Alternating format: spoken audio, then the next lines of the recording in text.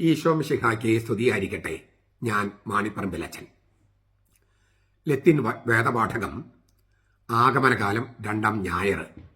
ഒന്നാമത്തെ വായന യെശയ്യായുടെ പുസ്തകം 11-ാം അധ്യായം 1 മുതൽ 10 വരെ വാക്യങ്ങൾ. യിസ്സായയുടെ കുറ്റിയിൽ നിന്ന് ഒരു മുള കിളിർത്തു വരും. ഇതാണ് യെശയ്യ 11:1 പറയുന്നത്. ആഗമനകാലം ലത്തീൻ സഭയിൽ അങ്ങനെയാണ് പറയുക. സീറോ മലബാറിൽ മംഗളവാർത്ത കാലമാണ്. പക്ഷെ ലത്തീൻ സഭയിൽ അത് ആഗമനകാലം എന്നാണ്, ആഡ്വന്റ്.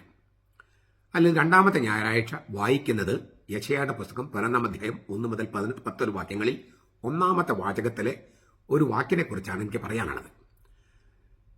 ഇസായി, ജസ് എന്നൊക്കെ പറയും. ഇസായി എന്നാണ് ഹീബ്രുവിൽ. ദാവീദ് രാജാവിൻ്റെ അപ്പനാണ് ഇസായി.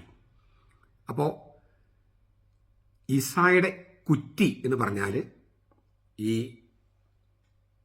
ഇസായുടെ ജസയുടെ കുടുംബത്തെ ഒരു വൃക്ഷമായി സങ്കല്പിച്ച് അതിൽ നിന്നുള്ള കുറ്റി, ഇസായിൽ നിന്നുള്ള കുറ്റി ദാവീദ്. അപ്പോൾ ഇസായുടെ കുറ്റിയിൽ നിന്ന് ഒരു മുള കിളിർത്തു വരും. മുള, നത്സർ എന്നാണ് അതിനർത്ഥം, ഹീബ്രു വാക്ക്. അതിൽ നിന്നാണ് അവൻ നസ്വറായൻ എന്ന് വിളിക്കപ്പെടും എന്ന് മത്തായി പിന്നീട് വ്യാഖ്യാനിക്കുന്നത്. മത്തായി 2:23.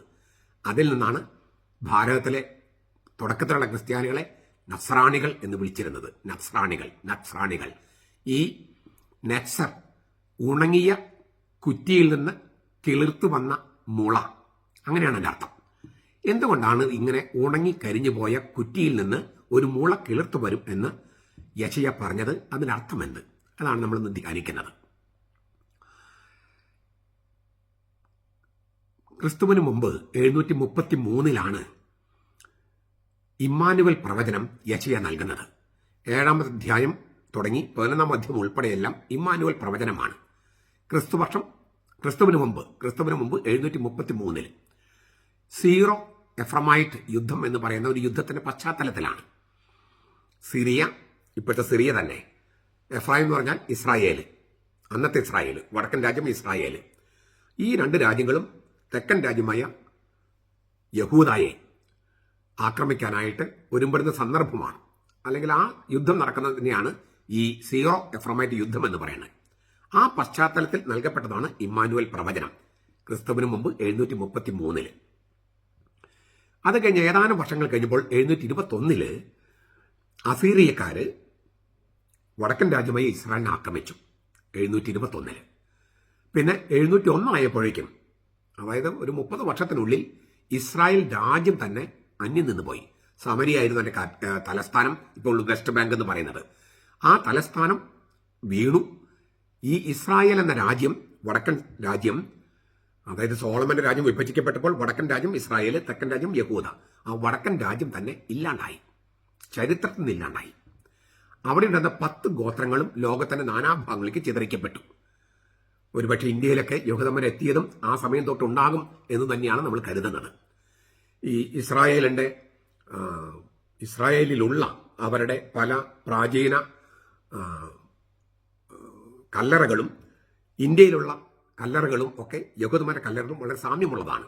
അപ്പോൾ അതിൻ്റെ വെളിച്ചത്തിലും ഈ യഹൂദന്മാർ പണ്ട് മുതലേ, ക്രിസ്തുവിന് മുമ്പ് തന്നെ നമ്മുടെ നാട്ടിൽ ഉണ്ടായിരുന്നു എന്ന് ധാരാളം പഠനങ്ങളുണ്ട്, തെളിവുകളുണ്ട്. അപ്പോൾ ഈ 10 ഗോത്രങ്ങളും ചിതറിക്കപ്പെട്ടു. ഇസ്രായേലിലെ 10 ഗോത്രങ്ങളും. ഏറ്റവും പ്രധാനപ്പെട്ട ഗോത്രമായിരുന്നു എഫ്രായിം. അതുകൊണ്ടാണ് ഇസ്രായേലിനെ എഫ്രായിം എന്ന് കൂടി വിളിക്കുന്നത്. ഇസ്രായേൽ രാജ്യത്തെ ഏറ്റവും പ്രധാനപ്പെട്ട ഗോത്രങ്ങൾ. അപ്പോൾ 721 അസീറിയകളുടെ ആയുധാക്രമണം. പിന്നെ 701 ആയപ്പോഴേക്കും ആ രാജ്യം തന്നെ ഇല്ലാണ്ടായി. പിന്നെ ശേഷിക്കുന്നത് തെക്കൻ രാജ്യമായ യഹൂദയാണ്. അപ്പോൾ ഒരു കുറ്റി, അതായത് 12 ഗോത്രങ്ങളിൽ 10 ഗോത്രങ്ങളും തീർന്നു. 2 ഗോത്രങ്ങൾ, അതിൽ തന്നെ പ്രധാനപ്പെട്ട ഗോത്രം യഹൂദ ഗോത്രം, അതിനുള്ളിൽ ബെഞ്ചമിൻ ഗോത്രം. അപ്പൊ ഇങ്ങനെ ചെറിയ 2 ഗോത്രങ്ങൾ മാത്രമായിട്ട് ചുരുങ്ങിപ്പോയി എന്നൊരർത്ഥമുണ്ടാകാം, ചരിത്രപരമായിട്ടൊരു അർത്ഥമുണ്ടാകാം ഈ ദാവീദിന്റെ കുറ്റിയിൽ നിന്നുള്ള മുള എന്നതിന്. പക്ഷെ അതിനേക്കാളും ആഴമേറിയൊരു അർത്ഥമുണ്ട്. കുറച്ച് വർഷങ്ങൾ കൂടി കഴിഞ്ഞപ്പോൾ ഇപ്പോഴത്തെ ഈ അസീറിയ എന്ന് ഞാൻ പറഞ്ഞത് ഇറാനാണ്, ഇപ്പോഴത്തെ ഇറാൻ. കുറച്ച് വർഷങ്ങൾ കഴിഞ്ഞപ്പോൾ ബാബിലോണിയക്കാർ, എന്നുവെച്ചാൽ ഇപ്പോഴത്തെ ഇറാഖും കുവൈറ്റും, അവര് തെക്കൻ രാജ്യമായ യഹൂദയെ ആക്രമിച്ചു. 605, 597, 587, ഇങ്ങനെ 3 ഘട്ടമായിട്ടാണ് ആക്രമണം. 597 ആക്രമണത്തിൽ ഈ ജെറൂസലം കേന്ദ്രമാക്കി ഭരിച്ചിരുന്ന ദാവീദിന്റെ വംശത്തിലെ അവസാനത്തെ രാജാവിനെയും അടിമയായി പിടിച്ച് ബാബിലോണിലേക്ക് കൊണ്ടുപോയി. കൂട്ടത്തിൽ എസെക്കിയേൽ പ്രവാചകനെയും കൊണ്ടുപോയി. അപ്പൊ രാജാവ്, ഇസ്രായേലിന്റെ ദാവീദ് കുടുംബത്തിൽ അവസാനത്തെ രാജാവും പോയി. ഏത്? ബാബിലോണിലേക്ക് അടിമയായി കൊണ്ടുപോകപ്പെട്ടു. അപ്പൊ ദാവീദിന്റെ കുറ്റി എന്ന് പറയുന്നത്, ജസ്സയുടെ കുറ്റി എന്ന് പറയുന്നത് ദാവീദിന്റെ കുലം ആ വൃക്ഷത്തിന്റെ കുറ്റി തന്നെ ഉണങ്ങിപ്പോയി. 597 BC ക്രിസ്തുവിന് മുമ്പ് 597. 587 10 വർഷം കഴിഞ്ഞപ്പോൾ ബാബിലോണിയക്കാർ അവസാനത്തെ ആക്രമണം. അവര് ജെറൂസലം ദേവാലയത്തിലെ എല്ലാ വിചിത്ര പാത്രങ്ങളും വിലപിടിച്ച സംഗതികളൊക്കെ ബാബിലോണിക്ക് കട്ടുകൊണ്ടുപോയി. എങ്ങനെ? യുദ്ധത്തിൽ പിടിച്ചെടുത്ത് കൊണ്ടുപോയി. കന്ന് പറഞ്ഞാൽ ഈ അർത്ഥത്തിൽ തീർന്നില്ല. ഈ പ്രാചീന ലോകത്തെ ഏറ്റവും വലിയ അത്ഭുതങ്ങളിൽ ഒന്നായി കണക്കാക്കപ്പെടുന്ന സോളമൻ പണിത ദേവാലയം, ജെറൂസലം ദേവാലയം തീയിട്ടു. അപ്പോൾ ബാക്കി യാതൊന്നും ശേഷിക്കുന്നില്ല. ഇങ്ങനെയൊക്കെ സംഭവിച്ചപ്പോൾ ദൈവം എന്ത് ചെയ്തു? കർത്താവായ ദൈവം എന്ത് ചെയ്തു? അത് എഴുതിയിരിക്കുന്നത് എസെക്കിയേലിന്റെ പുസ്തകം 8-ാമത്തെ അധ്യായം മുതൽ 11 വരെ അധ്യായങ്ങളിലാണ്. ഈ ഉടമ്പടിയുടെ പേടകത്തിന് മുകളിലുണ്ടായിരുന്ന കൃപാസനത്തിലുണ്ടായിരുന്ന ദൈവത്തിന്റെ സാന്നിധ്യം, ദൈവത്തിന്റെ മഹത്വം, തേജസ് എന്നൊക്കെ പറയും. അവിടെ നിന്ന് ഇറങ്ങി മെയിൻ കവാടത്തിന്റെ അവിടേക്ക് പോയി. അവിടെ നിന്നും മെയിൻ ഡോറ്, അത് കഴിഞ്ഞിട്ട് പിന്നെ ഈ ഗോപുരത്തിന്റെ അവിടെ പോയി. ഗോപുരം എന്ന് വെച്ചാൽ പ്രധാന ഗേറ്റ്. അതും കഴിഞ്ഞ് കിഴക്ക് ഒലിവുമലയിലേക്ക് പോയി. ജെറൂസലേമിന്റെ കിഴക്കാണ് ഒലിവുമല. ആ ഒലിവുമലയിലേക്ക് പോയി. അവിടുന്ന് കിഴക്കോട്ട് പോയി എന്നാണ്. കിഴക്കോട്ടെന്ന് വെച്ചാൽ ബാബിലോണിക്ക് പോയി. ദൈവം അവന്റെ ആലയം വിട്ട് ജനത്തിന്റെ കൂടെ ബാബിലോണിക്ക് പോയി. ദൈവമായ കർത്താവ് അവന്റെ ആലയം വിട്ട് ജനത്തിന്റെ കൂടെ ബാബിലോണിക്ക് പോയി. കാരണം ജനം മുഴുവൻ, തന്റെ ദൈവജനം മുഴുവൻ അടിമകളായി ബാബിലോണിലാണ്, കൽദായ ദേശത്താണ്. അവിടെ 70 കൊല്ലത്തോളം അവര് ശുദ്ധീകരിക്കപ്പെടുകയായിരുന്നു. അന്ന് രാഷ്ട്രീയ സ്വാതന്ത്ര്യമില്ല അവർക്ക്, ഈ ദൈവത്തിന്റെ ജനത്തിന്. സാമൂഹ്യ ജീവിതമില്ല, സാംസ്കാരിക ജീവിതമില്ല, മതജീവിതമില്ല, സമ്പത്തില്ല. ആകെ നിരാശപ്പെട്ട് കഴിയുന്ന സമയത്തും അവരിൽ ചില പ്രവാചകന്മാര് പ്രത്യാശ കൊടുത്തു. കർത്താവ് നമ്മുടെ ഇടയിലുണ്ട്. നമ്മളിവിടെ വന്നിരിക്കുന്നത് വിജാതിയുടെ സുവിശേഷം പ്രസംഗിക്കാനാണ്. ഇങ്ങനൊരു ശുദ്ധീകരണം, 70 കൊല്ലത്തെ ശുദ്ധീകരണം കഴിഞ്ഞ് കർത്താവിന്റെ സാന്നിധ്യം അനുഭവിച്ചറിഞ്ഞ് അവർ തിരിച്ചു വരികയാണ്. അങ്ങനെ 70 കൊല്ലത്തെ ശുദ്ധീകരണത്തിന് വിധേയമായവരെയാണ് യാഹ്വേയുടെ ദരിദ്രർ എന്ന് വിളിക്കുന്നത്. യാഹ്വേയുടെ ദരിദ്രർ അവര് 70 കൊല്ലം കഴിഞ്ഞ് തിരിച്ചു വരികയാണ്. ആ തിരിച്ചു വരുന്ന പശ്ചാത്തലത്തിലാണ് യെശയ്യായുടെ പുസ്തകം 40-ാമത്തെ അധ്യായം 1 മുതൽ 11 വരെ വാക്യങ്ങൾ. കർത്താവിന് മരുഭൂമിയിൽ വഴിയൊരുക്കുവിൻ, അവന് അവന്റെ പാത നേരെയാക്കുവിൻ. അതായത് ഒരു രണ്ടാമത്തെ പുറപ്പാട് സംഭവിക്കുകയാണ്. ഈജിപ്തിൽ നിന്ന് മോശയുടെ നേതൃത്വത്തിലായിരുന്നു ആദ്യത്തെ പുറപ്പാട്.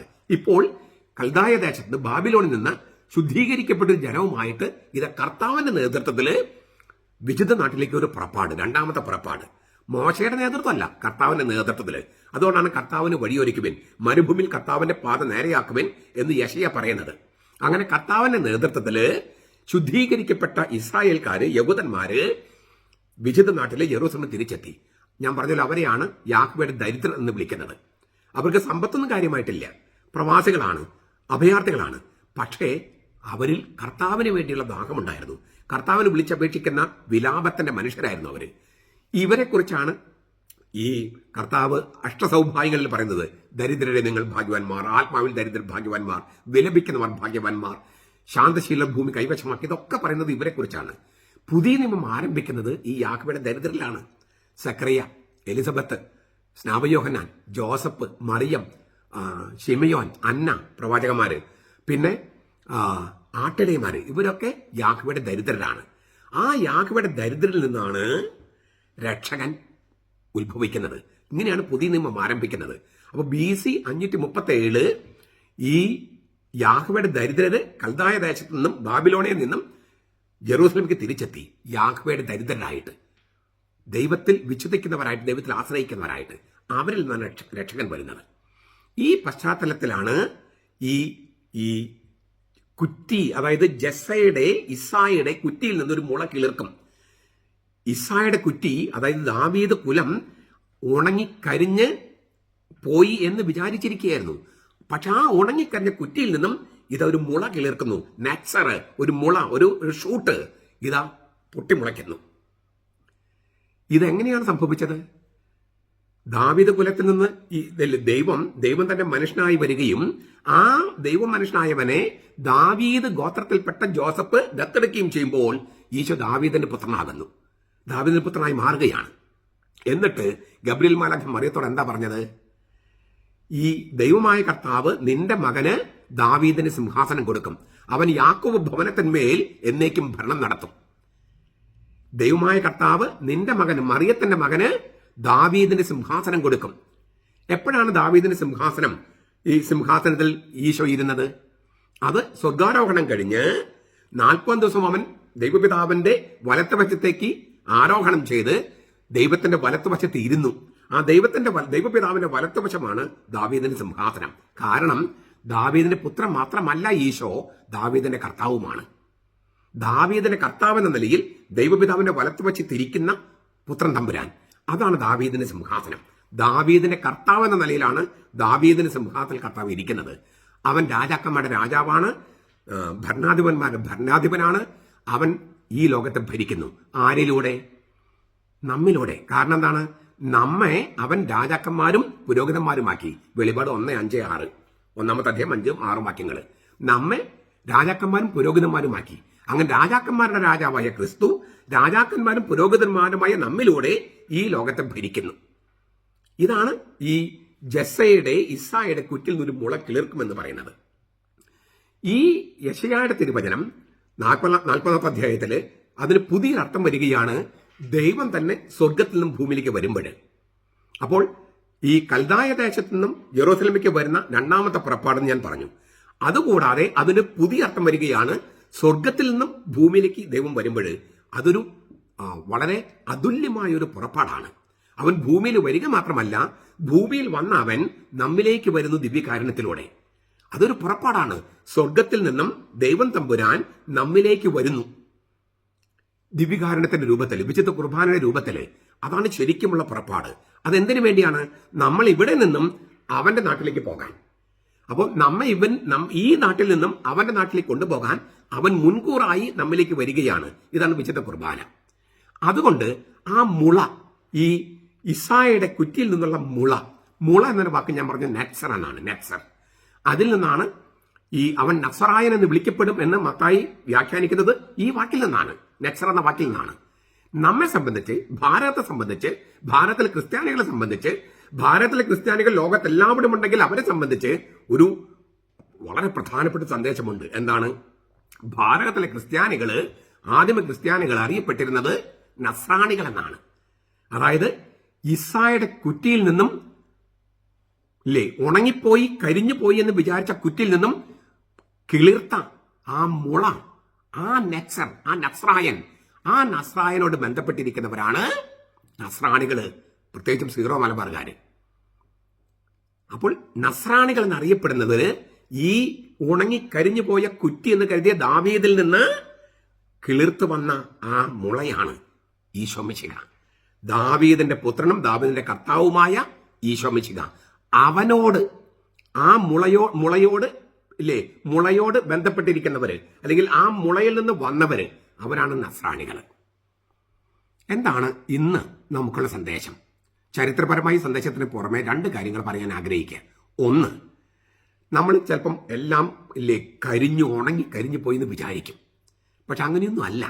നമ്മൾ വിചാരിക്കുന്ന അത്ര മോശമല്ല കത്തോലിക്ക സഭയുടെ അവസ്ഥ. ഇപ്പൊ നമ്മൾ ഇസ്ലാമിന്റെ ഒക്കെ ഈ ഇത് കണ്ടുകിട്ട് നമ്മൾ പലരും വിചാരിക്കുന്നുണ്ട് യൂറോപ്പില് സഭ തീർന്നു, ക്രിസ്ത്യാനികൾ അവശേഷിക്കുന്നില്ല, പള്ളിയിൽ പോകുന്നില്ല. അങ്ങനെ നമ്മുടെ നാട്ടിൽ എന്തുമാത്രം പ്രശ്നങ്ങളാണ് അവതരിപ്പിക്കുന്നത്. അതുപോലെ നമ്മുടെ മക്കളുടെ എണ്ണം കുറവായതുകൊണ്ട് നമ്മൾ അന്യം നിന്ന് പോകും. ഇങ്ങനെ പേടിപ്പെടുത്തുന്ന കാര്യങ്ങളാണ് പറയുന്നത്. തീർച്ചയായിട്ടും നല്ല ഉദ്ദേശമുണ്ട് അതിനകത്ത്, ഇല്ലെന്നും ഞാൻ പറയുന്നില്ല. പക്ഷേ അത്രമാത്രം പേടിക്കേണ്ട കാര്യമില്ല. ഈ ഉണങ്ങി കരിഞ്ഞു പോയെന്ന് കരുതുന്ന ആ കുറ്റിയിൽ നിന്ന് ഒരു മുള കിളിർത്തു വരും. അപ്പോ ദൈവത്തിന്റെ പക്ഷത്ത് കാര്യങ്ങൾ നോക്കുമ്പോൾ, അങ്ങനെ നോക്കുന്നതിനാണ് വിശ്വാസം എന്ന് പറയണേ. ദൈവത്തിന്റെ പക്ഷത്ത് കാര്യങ്ങൾ നോക്കുന്നതിനാണ് വിശ്വാസം എന്ന് പറയണേ. അങ്ങനെ നോക്കുമ്പോൾ തീർച്ചയായിട്ടും നമുക്ക് പ്രത്യാശയുണ്ട്. ഉണങ്ങി കരിഞ്ഞു പോയെന്ന് കരുതുന്നതിൽ നിന്നും ഏറ്റവും വലിയ വളർച്ച ഉണ്ടാകും എന്ന് കർത്താവ് പറയാണ്. തീർച്ചയായിട്ടും നമ്മുടെ സഹകരണം അതിനകത്ത് വേണം, നമ്മുടെ സമുദായ ബോധം വേണം, നമ്മളെ മക്കളുടെ എണ്ണം കൂടുതൽ വേണം. ഇതൊക്കെ പ്രധാനപ്പെട്ടതാണ്. എങ്കിലും ആത്യന്തികമായിട്ട് ദൈവത്തിന്റെ പ്രവൃത്തി തന്നെയാണ് എന്ന് നമ്മൾ ഓർക്കുക. അതാണ് ഒന്നാമതായിട്ട് നമുക്ക് വേണ്ട സംഗതി. രണ്ടാമത്തെ സംഗതി എന്ന് പറയുന്നത് ഈ ദൈവം ഭൂമിയിലേക്ക് വന്നു. മറിയത്തിലൂടെയാണ് വന്നത്. അല്ല, റോക്കറ്റ് പിടിച്ചല്ല വന്നത്, മറിയത്തിലൂടെ വന്നേ. ഇതുപോലെ ഇന്ന് കർത്താവ് മറ്റുള്ളവർക്ക് പോകേണ്ടതും നമ്മിലൂടെയാണ്. അവൻ മറിയത്തിന്റെ ഗർഭത്തിൽ കിടന്നവനാണ് ഇപ്പോൾ കുർബാനയിലൂടെ നമ്മുടെ ഉദരത്തിൽ കിടക്കുന്നത്. ആ കർത്താവിനും വഹിച്ചുകൊണ്ട് മറ്റുള്ളവർക്ക് പോകണം. മറ്റുള്ളവർക്ക് പോകുന്നത് എന്തിനാ? കർത്താവിനെ കൊടുക്കാൻ. കർത്താവിനെ കൊടുത്തുകൊണ്ട് അവരെ സ്നേഹിക്കുക. അവർ ആവശ്യങ്ങൾ സഹായിക്കുന്നതോടൊപ്പം കർത്താവിനെയും കൊടുക്കുക. അപ്പോൾ ഈ പറഞ്ഞ സൽപ്രവൃത്തികൾ പരസ്നേഹ പ്രവൃത്തിയായിട്ട് മാറും. വെറും സൽപ്രവൃത്തി ചെയ്താൽ അത് പരസ്നേഹമാകില്ല. കർത്താവിനെ കൊടുത്തുകൊണ്ട്, ഏകസത്യതയുമായി കർത്താവിനെ കൊടുത്തുകൊണ്ട് സൽപ്രവർത്തികൾ ചെയ്താൽ അത് പരസ്നേഹമായിട്ട് മാറും. അപ്പൊ ദൈവസ്നേഹവും ഈ പരസ്നേഹവും ഒരുമിച്ച് വരുന്ന ആ രംഗം അത് നമ്മിലൂടെയാണ് സംഭവിക്കേണ്ടത്. അപ്പോൾ അനേകം പേര് ഈ സഭയിലേക്ക് തിരിച്ചു വരും. തിരിച്ചു വരിക മാത്രമല്ല, പുതിയ ആളുകൾ വരും. അങ്ങനെയാണ് സജ്ജീകൃതമായ ഒരു ജനത്തെ നമുക്ക് കർത്താവിന് സമർപ്പിക്കാൻ കഴിയുക. ഇതാണ് ഈ ആഗമന കാലം കൊണ്ടാണെങ്കിലും മംഗൾവാർത്ത കാലം കൊണ്ടാണെങ്കിലും ഉദ്ദേശിക്കുന്നത്. അപ്പോൾ ഇസ്സായുടെ കുറ്റിയിൽ നിന്ന്, ഈ ഉണങ്ങിക്കരിഞ്ഞു പോയ കുറ്റി എന്ന് കരുതുന്ന അതിൽ നിന്നും വളർന്ന മുളയായിട്ട് നസ്രാണികളായിട്ട് ക്രിസ്ത്യാനികളായിട്ട് നമ്മൾ രൂപാന്തരം പ്രാപിക്കണം. അതിന് കർത്താവ് നമ്മിലേക്ക് വരണം. ആ കർത്താവിനെ വഹിച്ചുകൊണ്ട് നമ്മൾ മറ്റുള്ളിലേക്ക് പോകണം. അവനെയും വഹിച്ചുകൊണ്ട് നമ്മൾ തിരിച്ച് ദേവാലയത്തിലേക്ക് വന്ന് കർത്താവിന് അവരെ കാഴ്ചവെക്കണം, നമ്മളെ തന്നെ കാഴ്ചവെക്കണം. അപ്പോൾ ഈ പുൽക്കൂട്ടില് പൂജരാജാക്കന്മാർ വന്ന് കാഴ്ചവെപ്പ് നടത്തിയതുപോലെയും ആട്ടിടയന്മാർ വന്ന് ആരാധിച്ചതുപോലെയുമുള്ള അതേ അവസ്ഥയിലേക്ക് നമുക്ക് പ്രവേശിക്കാൻ പറ്റും. ഇതായിരിക്കട്ടെ ഇന്നത്തെ ഏറ്റവും വലിയ സന്ദേശവും അതുപോലെ നമ്മുടെ ചുമതലയും. നമ്മുടെ കർത്താവ് ഈശോ മിശിഹായുടെ കൃപയും പിതാവായ ദൈവത്തിന്റെ സ്നേഹവും പരിശുദ്ധാത്മാവിന്റെ സഹവാസവും നാം എല്ലാവരോടും കൂടി ഉണ്ടായിരിക്കട്ടെ, ഇപ്പോഴും എപ്പോഴും എന്നേക്കും. ആമേൻ.